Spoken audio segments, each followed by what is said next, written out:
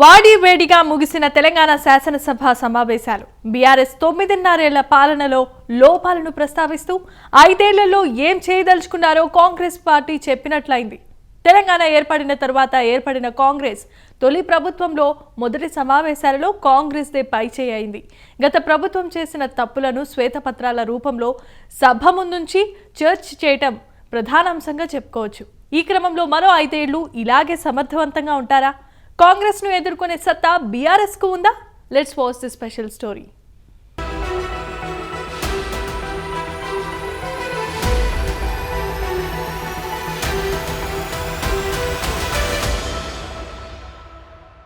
తెలంగాణలో కాంగ్రెస్ ప్రభుత్వం కొలువు తీరిన 15 రోజుల్లోనే పాలన ఎలా ఉండబోతుందన్నది అసెంబ్లీ మొదటి సమావేశాలు చూస్తే స్పష్టమవుతుందని రాజకీయ విశ్లేషకులు చెబుతున్నారు. బీఆర్ఎస్ 9 ఏళ్ల పాలనలో లోపాలను ప్రస్తావిస్తూ 5 ఏళ్లలో ఏం చేయదలుచుకున్నారో చూచాయిగా కాంగ్రెస్ వెల్లడించిందని పరిశీలకులు అభిప్రాయపడుతున్నారు. అయితే కేవలం 10-15 రోజులకే ఇలాంటి సర్టిఫికేట్ ఎలా ఇచ్చేస్తారంటూ ప్రతి ఒక్కరూ విమర్శలు సైతం వస్తున్నాయి.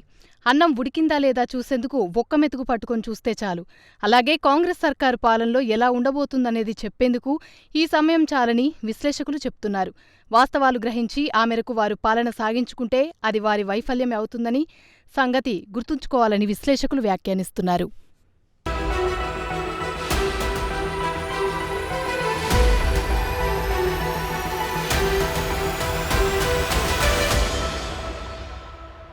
బీఆర్ఎస్ మంత్రులు వర్సెస్ కాంగ్రెస్ మంత్రులు. తెలంగాణ వచ్చాక ఇప్పటివరకు 9.5 ఏళ్లు ఏకైక బీఆర్ఎస్ ప్రభుత్వాన్ని చూశారు ప్రజలు.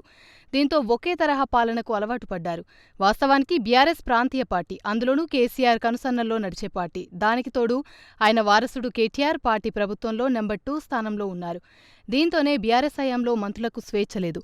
నిర్ణయాలని కేసీఆర్ చేతిలో కేంద్రీకృతమయ్యేవి. కేసీఆర్ ఏం చెప్పితే అదే మంత్రివర్గ తీర్మానంగా ఉండేది. కానీ తెలంగాణ వచ్చాక తొలిసారి ఏర్పాటైన కాంగ్రెస్ ప్రభుత్వంలో దీనికి భిన్నమైన పరిస్థితి కనిపిస్తోంది. ఈసారి విద్యావంతులు అధికంగా గెలుపొందారు. తెలంగాణ కాంగ్రెస్ ప్రభుత్వంలోని మంత్రులందరూ దాదాపు ఉన్నత విద్యావంతులే కావడం గమనించదగ్గ పరిణామం. ఉప ముఖ్యమంత్రి మల్లు భట్టి విక్రమార్క సెంట్రల్ యూనివర్సిటీ వంటి ప్రతిష్టాత్మక సంస్థలో చదివారు. దామోదర రాజనరసింహ ఇంజనీరింగ్ గ్రాడ్యుయేట్, ఉత్తమ్ కుమార్ రెడ్డి ఆర్మీలో యుద్ధ విమాన pilot, Komatireddy Venkatreddy engineer, Ponnam Prabhakar LLB చేశారు. దుద్దిల శ్రీధర్ బాబు కూడా న్యాయశాస్త్రం చదివారు. సీతక్క పీహెచ్డీ, ఎల్ఎల్బీ తర్వాత పీహెచ్డీ కూడా చేశారు.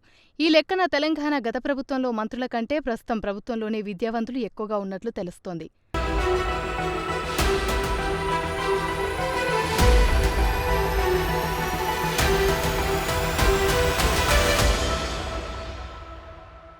మంత్రుల్లో చాలామంది సబ్జెక్టు నాలెడ్జ్ ఉన్నవారు కావడం విశేషం. బీఆర్ఎస్ ప్రాంతీయ పార్టీ కావడం, కేసీఆర్కు తెలియకుండా నిర్ణయాలు తీసుకునే పరిస్థితి లేకపోవడం మంత్రులకు స్వేచ్ఛ ఉండేది కాదన్న అభిప్రాయం వ్యక్తమైంది.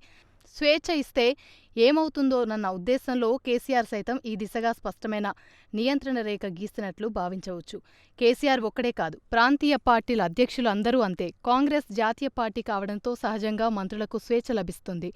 జాతీయ పార్టీల్లో ఉన్న స్వేచ్ఛ ప్రాంతీయ పార్టీలో ఉండదనేది జగమెరిగిన సత్యం. అయితే అంతేకాక ప్రస్తుత మంత్రుల్లో సబ్జెక్టుపై అవగాహన ఉన్న అనుభవజ్ఞులు ఉన్నారు. వారు ప్రతి విషయాన్ని అధ్యయనం చేస్తున్నారని ఇటీవలి అసెంబ్లీ సమావేశంలో తేటతెల్లమైనట్లు విశ్లేషకులు చెబుతున్నారు.